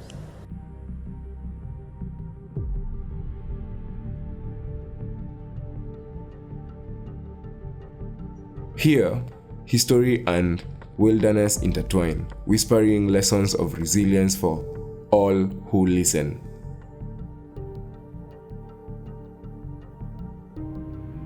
A guided walk through Meru's rugged trails, past termite mounds and acacia groves, leads you to this hidden sanctuary.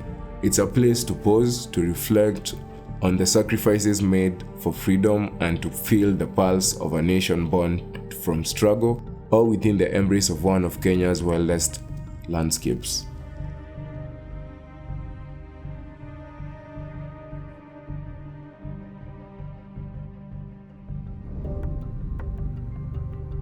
Mwariama's cave is more than a historic relic. It is a testament to resilience.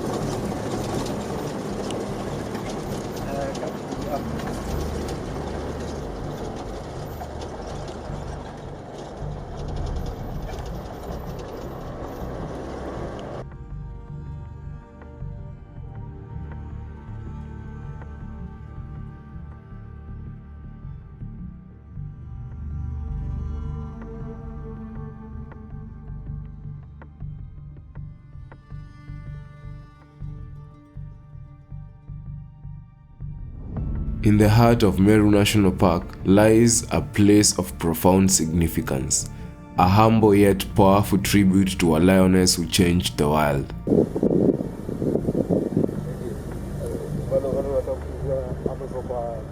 This is Elsa's grave, nestled near the banks of the Ura River, a quiet sanctuary where the legacy of Elsa, the lioness of Born Free, endures.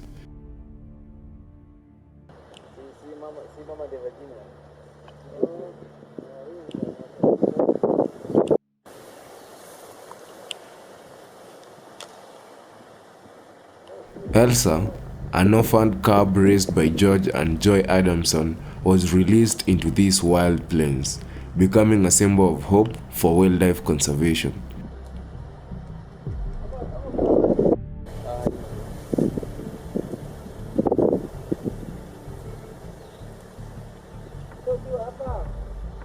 The Born Free Foundation, inspired by her story, continues to protect Meru's lions, believed to include descendants of Elsa's pride.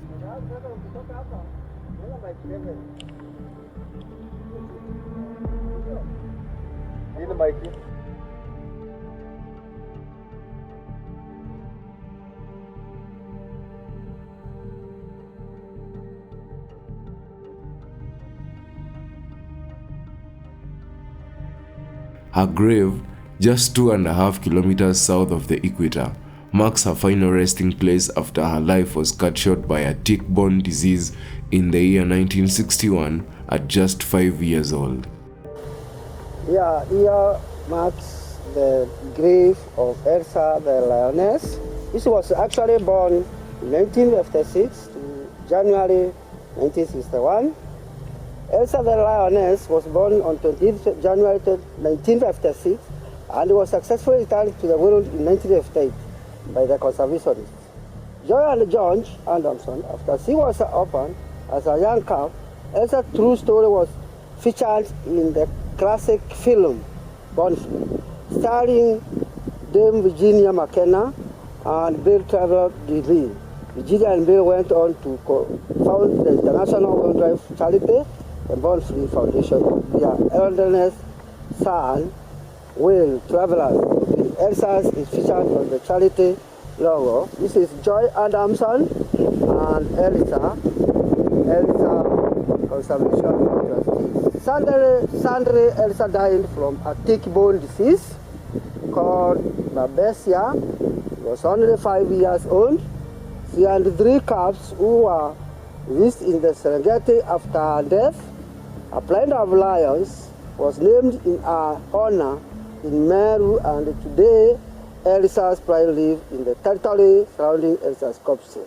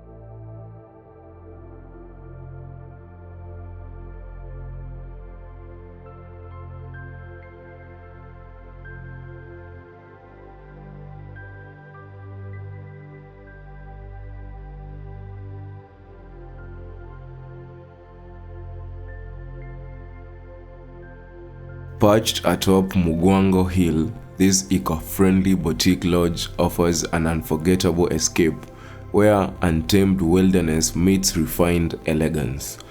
Let us take you on a journey through the soul of this remarkable retreat.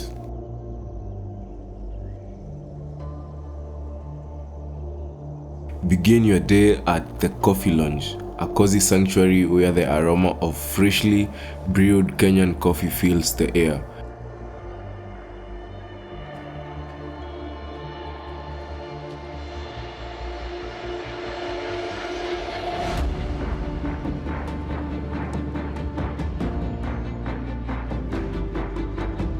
Welcome to Elsa's Kopje.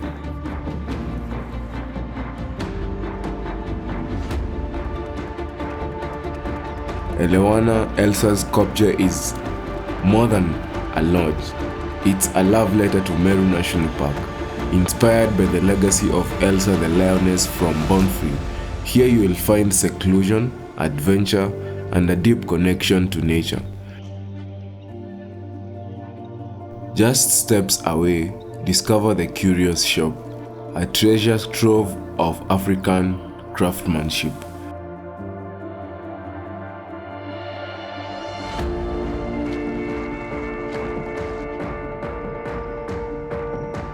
This charming boutique offers everything from handcrafted jewelry to locally made keepsakes.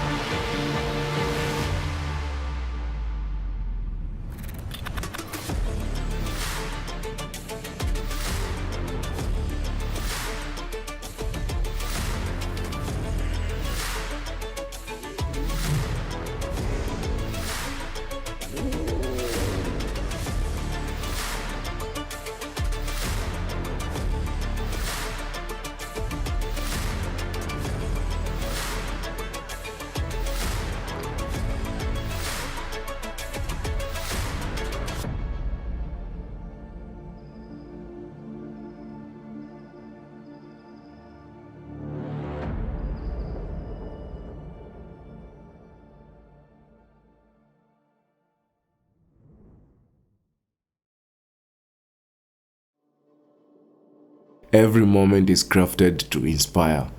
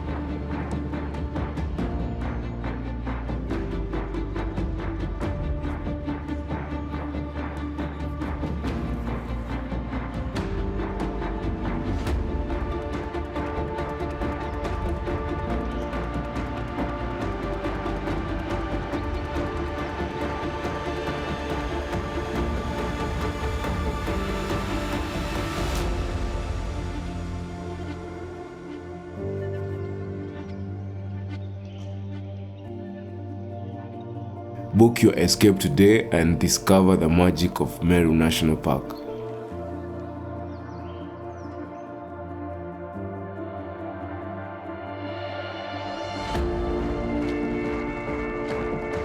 After exploring the park's thriving rhino sanctuary or spotting lions and elephants on a game drive, unwind at the infinity swimming pool carved into the hillside. This stunning pool seems to blend into the horizon, offering a refreshing oasis of panoramic views of Meru's rolling plains.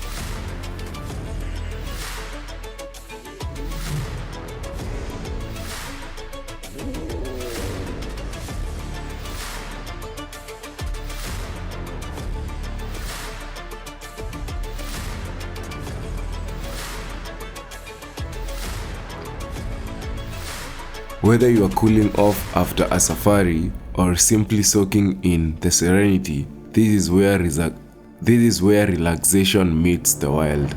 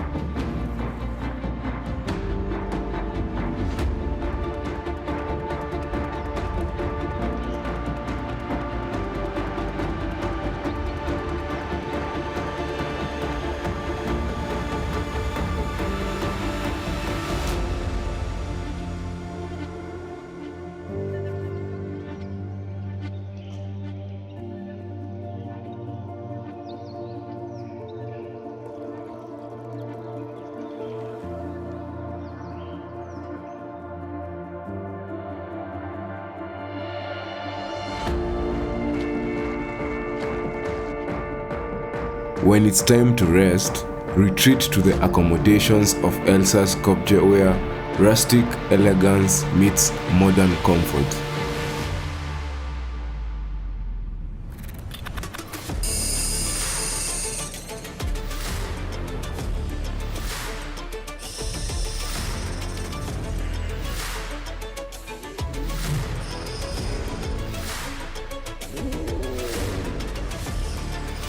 Designed to blend into the rocky landscape, with private verandas overlooking the vast Meru plains.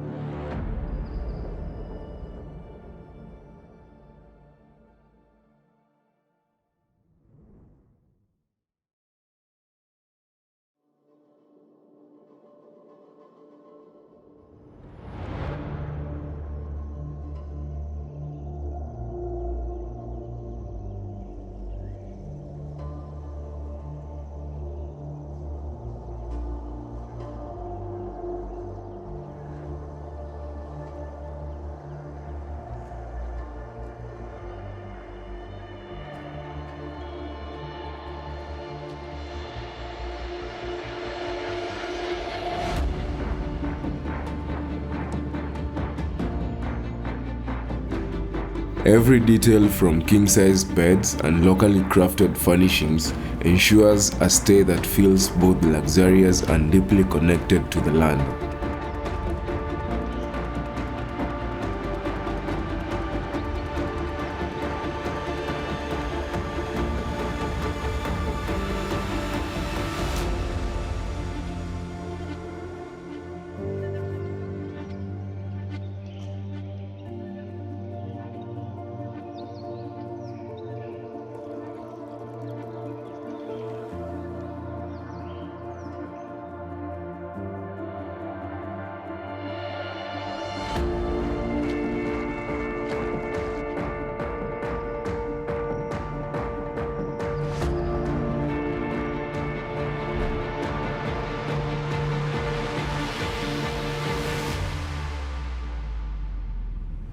For a touch of romance, the honeymoon suites feature outdoor baths under the stars, and families will love the spacious two-bedroom cottages or the exclusive private house, complete with its own garden and infinity pool.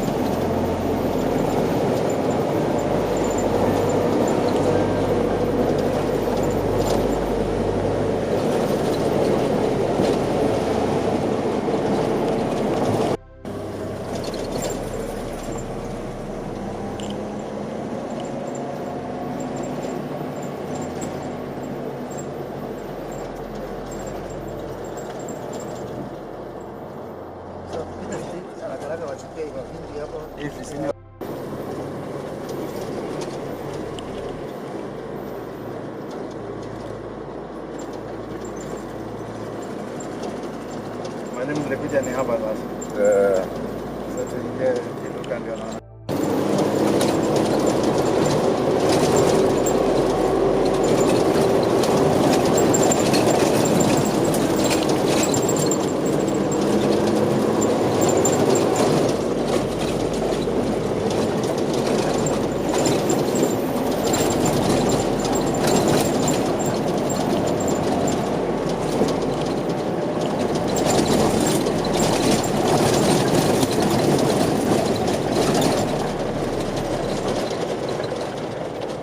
Welcome to the Uragate grounds, a vibrant cultural heartbeat nestled near the wild expanse of Meru National Park in Tharaka, Nithi County, Kenya.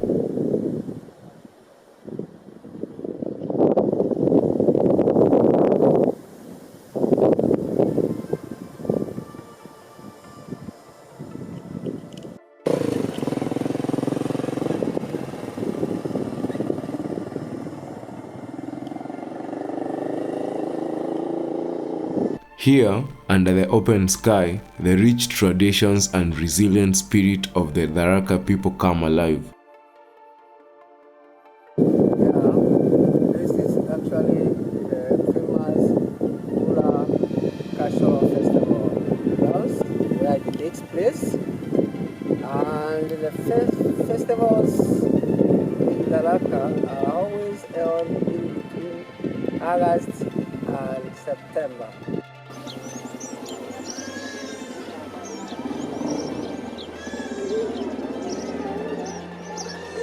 Captivating scene where culture, community, and the land intertwine.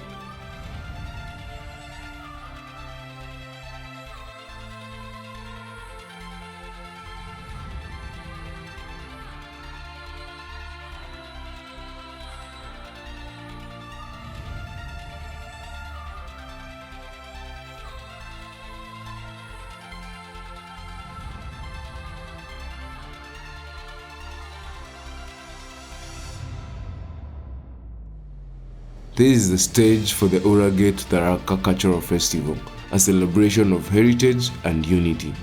Picture a mosaic of color, traditional Tharaka attire in bold reds, blues, and purples.